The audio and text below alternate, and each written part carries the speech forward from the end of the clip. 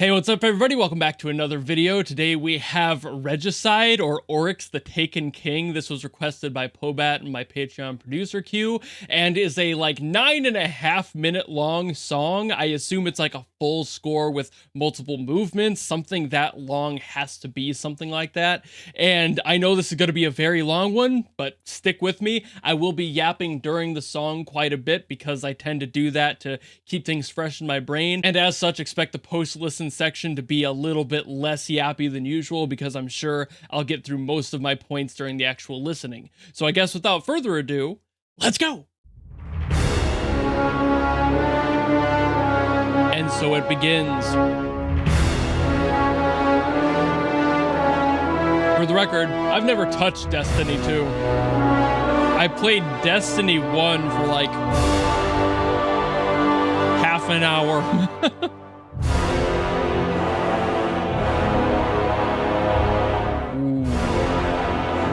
Okay. That's some evil sound going on. So, Taken King. Bad guy? I mean, Oryx kind of sounds like a bad character's name, so maybe.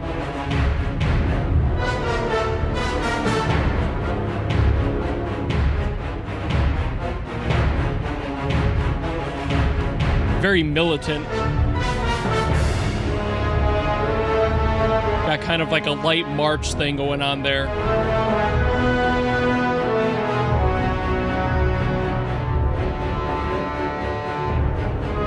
I gotta hear where it's going with this.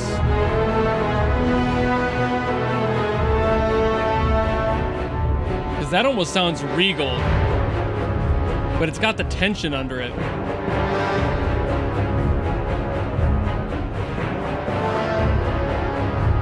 I guess in a way it's kind of similar to the Imperial March from Star Wars like that, but definitely not the same sound.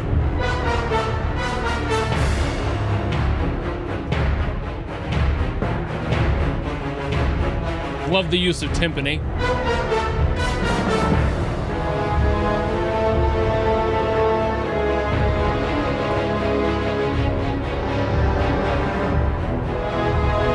I like that constant of the right here. Like, that's in there. And it's very constant. But they're shifting here. Oh, there it was.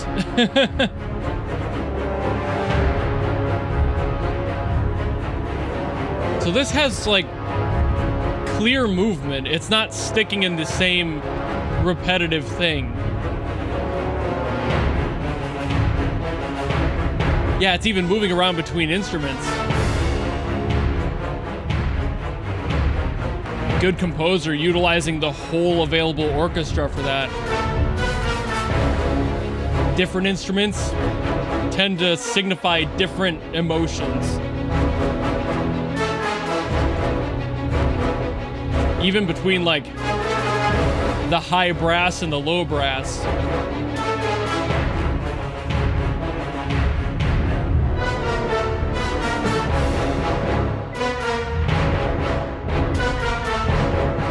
Is that I think that's a snare. Yeah. Maybe.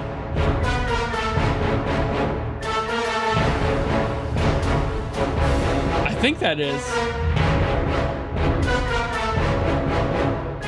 It's just so soft. It doesn't have like the crack that a snare would have if it's hit very hard. It's a very light tap on the snare. Maybe signifying a wariness, not a full committal to whatever's going on.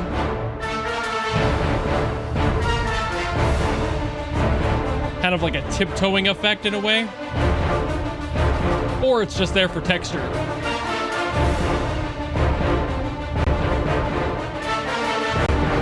Because it's like almost perfectly matching that brass section there.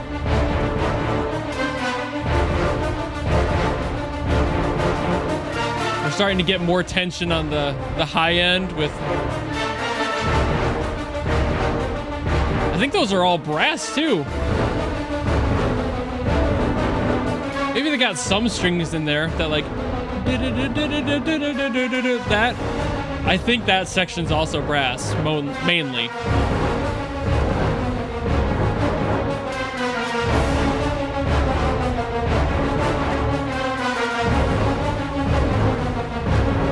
Interesting to make it like mostly brass.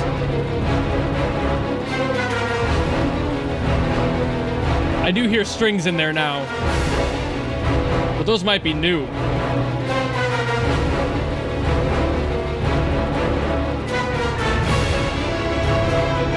There's more clear on the strings. Now we're starting to separate and getting different intent of the instruments. We got that low supportive brass.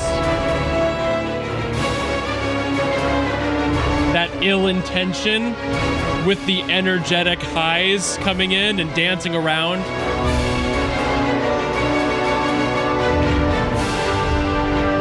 Ooh, nice resolution outward. And a shift.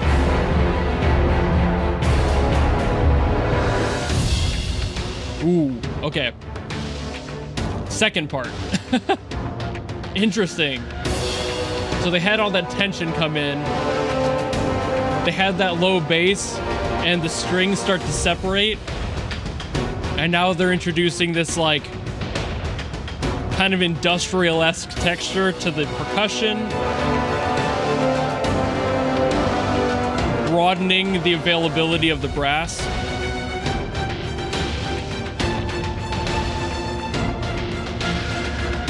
A little less sinister, a little bit more tense. Ooh, dissonance.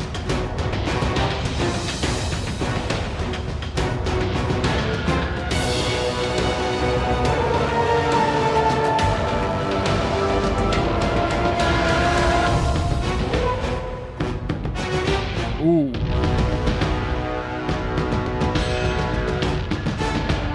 We can do that again. I want to hear it again. There it is. Love that. That's really where they're shining with like, hey, here's some tension. Make sure to pay attention. It's not only like stress anymore. It's now horror. Starting to utilize those more aggressive stings.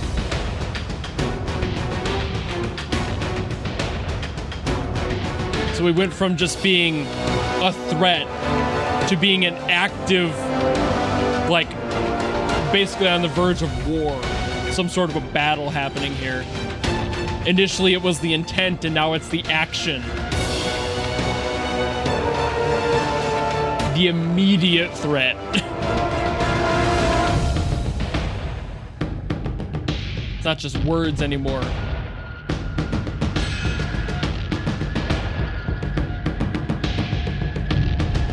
You can also see the percussion kind of signifying that like warlike quality as well.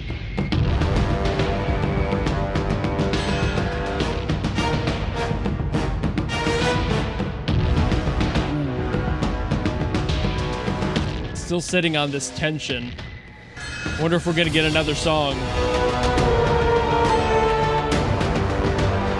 Like a whole tone shift again. Or if we're gonna be riding this to the end.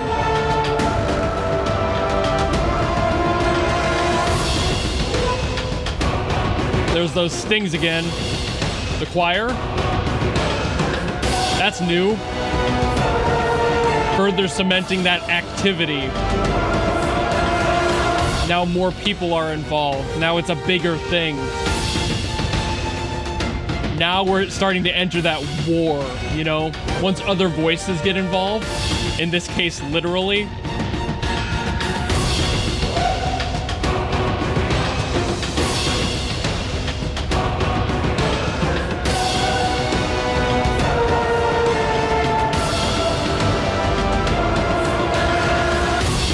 The dissonance in there is helping with that a lot too. Ooh. Even in the music to the voices there had dissonance. Oh man, that ended strong. I thought we were going to have a different movement. I was surprisingly into that. So just to put it on the table, I know what the word regicide means. It's basically, literally, the killing of a king. So that gives me an immediately really strong hint as to what the plot is here. And the picture definitely helps with that as well. I assume that is like the final moment of this entire movement that we just listened to. And I think it's interesting because of how it starts. It starts almost with a little bit of a sadness in there. Like it has like a loneliness to it. And still definitely like an active threat, but it's not like the active war that comes in later. It's the I am letting you know my intent of killing, just causing a pure genocide for my own personal beliefs and involving you in this war. And that's kind of like hearing this song feels like I'm the person talking to this king. And he's basically like, hey, get ready for some shit. I don't care what you say. This is happening. Ready your men, ready your stations. I'm coming for you. Prepare for war. And then when we get to that second part, that like change in the sound where it starts to get much more intense, that's when he actually strikes and you're like, oh shit, now I got to deal with this. The war has begun. The entire tone of the song has now shifted. You start getting that industrial sound. And since I know kind of the aesthetic of Destiny, that definitely fits in there. And it just feels like it wraps itself into that world really well.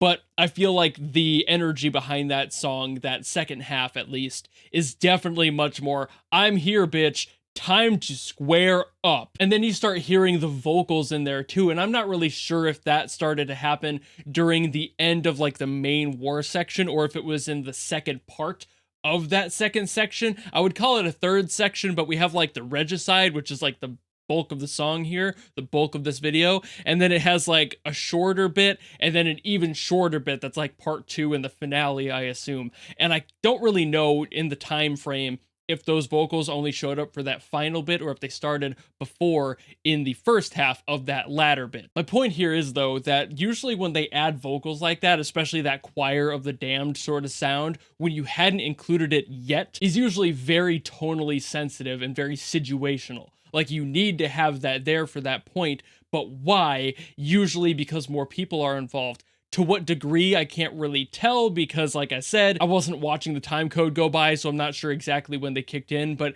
it feels almost like they're crying in a way. Like, it definitely has that war energy to it, but this specific sound of this choir feels like it is basically this king's people crying for him in a way. It's closer to a lamentation than a war cry in tone, so that I feel definitely plays a part there as well, and it's just kind of hard for me to tell exactly what the vibe is there, but I would not be surprised if either were the case, if it's supposed to be a little bit more war-based and just kind of a lamentation of the dead, but then also you could see that exact same sort of tone if their king is about to die, it's them lamenting over the loss of their king. The only other option, because I don't really know the story here and how this king existed and what his goals were and how good of a king was he if he was a good king, maybe it was the cries of the people he had forced into doing things, basically. Like the people who are now crying because they will be free, but now they're singing like an exaltation of a lamentation because they're remembering the pain they went through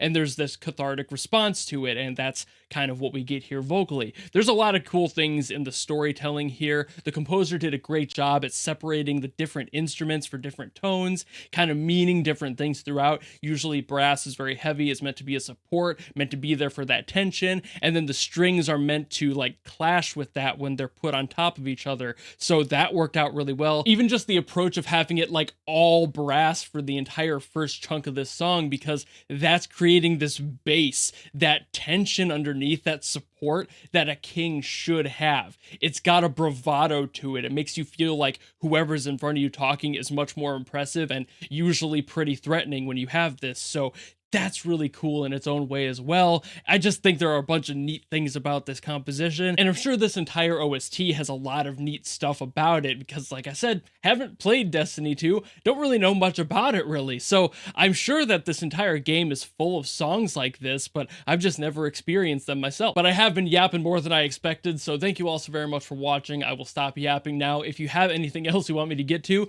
drop it in the comments below and I will do my best as always. Or if, like Pobat, you want to guarantee something, you can find my Patreon and YouTube memberships have a tier that will guarantee a request from me. I don't care what it is, how goofy it is, how serious it is, how good, how bad, doesn't matter, I will get to it. But otherwise, if you just like this video and you want to follow me and support me for other stuff in the future, you know how to do all that, and I will see all of you in the next video.